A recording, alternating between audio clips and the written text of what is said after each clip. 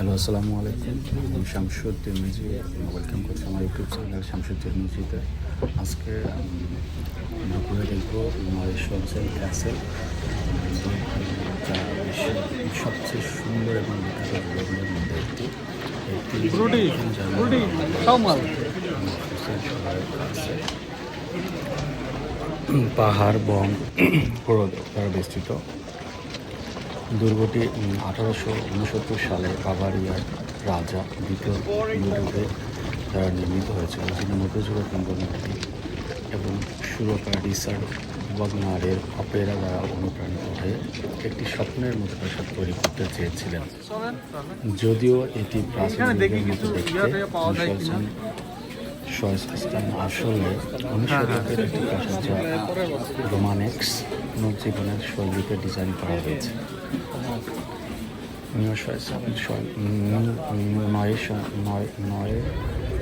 নয়স্টাইন অর্থ হল নতুন রাজহাঁস, যা পাথরের দুর্গ এবং রাজহাঁস জার্মান লোককাহিনী এবং রাজার কল্পনার সাথে সংযুক্ত একটি গুরুত্বপূর্ণ প্রতীক।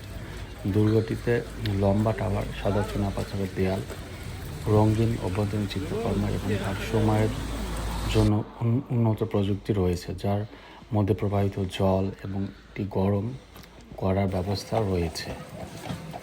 দুঃখের বিষয়, দুর্গটি সম্পূর্ণরূপে সম্পূর্ণ হওয়ার আগেই রাজা দ্বিতীয় লুডভিগ মারা যান। তা সত্ত্বেও নয়স্টাইন ক্যাসেল পরবর্তীতে জার্মানির সবচেয়ে বেশি পরিদর্শন করা পর্যটন আকর্ষণগুলোর মধ্যে একটি হয়ে ওঠে, যা প্রতি বছর লক্ষ লক্ষ দর্শনার্থীদের স্বাগত জানায়। এই জাদুকরী দুর্গটি ওয়াল্ট ডিজনির স্লিপিং বিউটি দুর্গকেও অনুপ্রাণিত করেছিল, যা নয়স্টাইন ক্যাসেলকে রূপকথা, রোমান্স এবং কল্পনার সত্যিকারের প্রতীক করে তুলেছিল। আমার অনেকদিন থেকে যাবার খুব ইচ্ছা ছিল এখানে। এখন আমরা দুজন একসঙ্গে থাকি ফ্ল্যাটমেট, এবং আমরা একসঙ্গে বাংলাদেশ থেকে কাছাকাছি সময় এসেছিলাম। আমরা একসঙ্গে পড়ালেখা শুরু করছি লগ্ন এর আগে একবার গিয়েছিল। আমি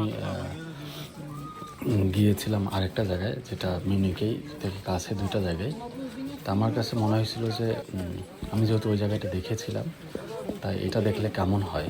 আর লগ্ন বললো, আর ভাবলাম যে যদি কোনো বন্ধ পাই আমরা, তাহলে চলে যাব। আমরা আসলে গিয়েছিলাম বেশ কিছুদিন আগে, তখন ক্রিসমাস ছিল, ক্রিসমাসের সময়। তা আমার কাছে জায়গাটা আসলে খুবই অ্যাট্রাকটিভ লেগেছে, এবং মনে হয়েছে যে আসলে অ্যাট্রাকশন এমনি তো আর হয় না, ওখানে টুরিস্টরা যায়, এবং কারণ হলো ভালো লাগার অনেক কিছু আছে ওখানে।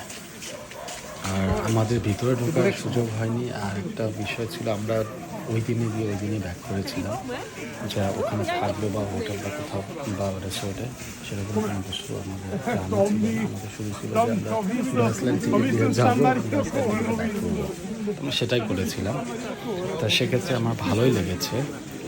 আশা করছি এই ক্যাসেলটা যদি কেউ বাংলাদেশ থেকে আপনারা আসবেন, আসার পরে কোনো জায়গায় আপনারা জার্মানিতে ঘুরতে যেতে চান, তাহলে এই জায়গাটা বেছে নিতে পারেন অ্যাজ এ টুরিস্ট অ্যাট্রাকশন হিসাবে। Lots of tourists goes there because of they love their humanity, attraction and beauty of this castle. So আমি বলবো যে আপনারা যেতে পারেন। এটা আমার অপিনিয়ন, আমি রিকমেন্ড করছি না, কিন্তু যদি আপনারা যেতে চান যেতে পারেন। আশা করছি ভালো লাগবে।